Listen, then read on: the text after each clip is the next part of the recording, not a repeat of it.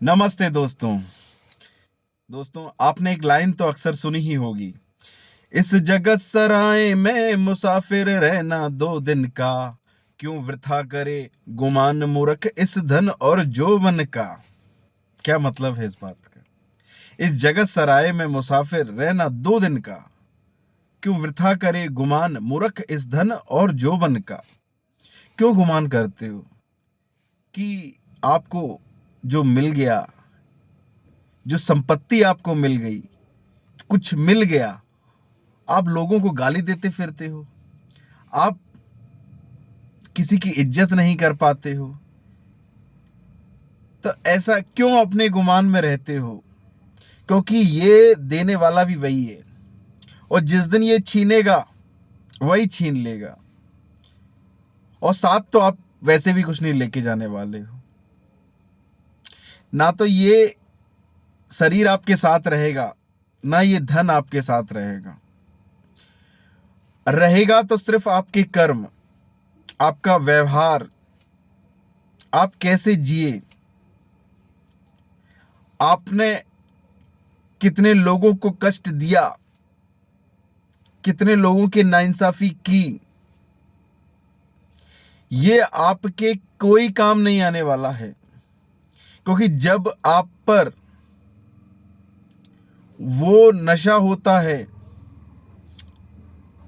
कि आपको ईश्वर ने कोई दे दिया कुछ, और आपको अहंकार इतना बढ़ गया कि अब आप अपने अलावा किसी को मानते ही नहीं हैं, किसी को देख ही नहीं पा रहे हैं कि बाकी लोगों का जीवन भी महत्वपूर्ण है, वो भी जीना उनका भी अधिकार है।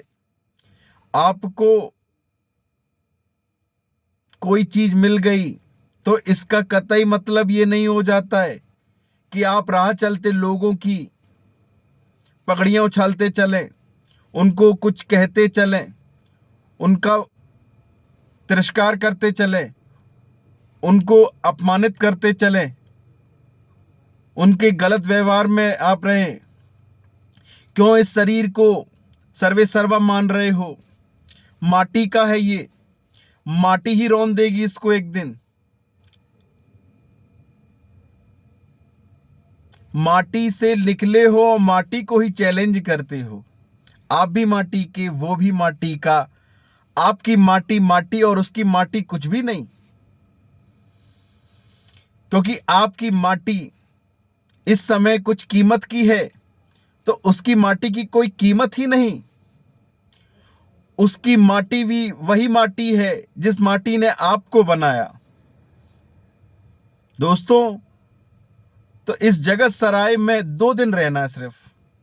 क्यों वृथा करते हो, गुमान करते हो मूर्खों की तरह? क्योंकि आपको जो मिला है या आपका जो कर्म है वो तो मिल ही गया। क्योंकि जिस दिन वो छीनेगा वो भेष बदल कर आएगा और आप पहचान नहीं पाओगे। छलिया है ना, वो छल कर जाएगा आपके साथ में, और आप फंस जाओगे उस ट्रैप में।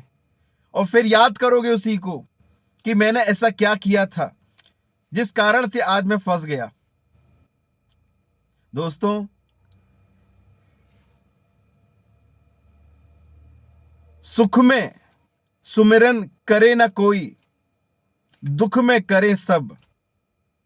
जो दुख में सुमिरन करे तो फिर काय को आप सुख का दिक्कत आएगी आपको। दुख में तो हम ईश्वर को खूब याद करते हैं, खूब उससे प्रार्थनाएं करते हैं कि हे ईश्वर ऐसा कर दो, वैसा कर दो। जब सुख आता है तो भूल जाते हैं कि प्रभु आपकी अब जरूरत नहीं है, जो काम था वो हो चुका है। जब काम आपका हो जाता है तो आप उसको भूल जाते हैं। वो फिर भी इंतजार करता है आपका, कोई बात नहीं, अपना ही बच्चा है, भटक गया है, एक दिन आ जाएगा रास्ते पे। तो दुख में भी आप याद रखिए कि वही शक्ति है, वही सर्वोच्च है, जो आपको बिना भेदभाव के स्वीकार कर लेता है। वो सबको स्वीकार करता है तो आपको भी करता ही है। वो हमेशा से ही ऐसा ही है। वो हमेशा सबको साथ लेके चलता है। और आप जैसे ही आपको चाराने मिले, आपने 4 लोगों को 4 बातें सुनाना चालू कर दी, चाराने पे 4 बातें देने चालू कर दी। वो तो सबको गले लगाए हुए है। उसकी कृपा का क्या गुणगान करें, उसकी महिमा का क्या गुणगान करें। वो तो हर एक में व्याप्त है, सर्वव्यापी है, सर्वत्र है। दोस्तों, इसीलिए सुख में कभी मत भूलिए जब आप सर्वोत्तम स्थिति में हैं कि ये स्थिति उसी की वजह से है। जिस दिन वो छीनेगा आपको पता भी नहीं चलेगा। बहुत बहुत धन्यवाद।